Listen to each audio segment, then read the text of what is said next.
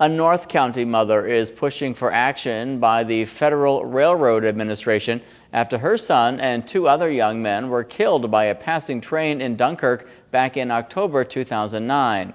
She says the area has been problematic for years, but didn't learn of the issues until after her loss. Congressman Brian Higgins is stepping in to use his federal clout to get a solution on track. Cable 8's Katie Cummings has more.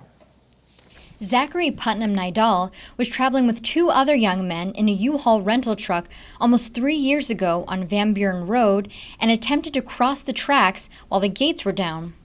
A CSX train struck the vehicle, killing all three. Since then, Cordovano's mother has been appealing to the railroad companies for change. Problem is a lot of this is owned by the individual companies. So as Robin has tried repeatedly to appeal to the companies themselves, if they're not responsive, then you appeal to the agency that has oversight over these companies. Zach's mother cites a failure in railroad crossing signals for the incident as well as other accidents. She even created a video to document the problems, which prompted action by Higgins' office. One scenario is that the guardrails were malfunctioning going up and down, and you don't know if a train is coming or not. Also, because of the increased foliage in this area, you can't see anything. And then another video showing that the guardrails are in the up position and a train's going through. And then the third scenario was a stopped train that didn't move down far enough and the guardrails stayed down.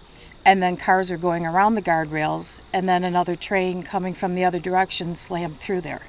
Just like in the scenario of the accident that killed my son and the two other young men. Higgins hopes the Federal Railroad Administration will investigate these claims and make corrections. If they do not, he says they will pursue legislative action.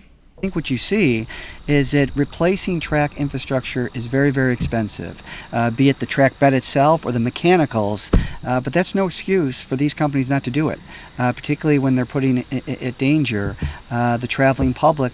The video and a formal letter from the congressman will be sent on to the FRA for review. In Dunkirk, Katie Cummings, Time Warner, Cable 8 News.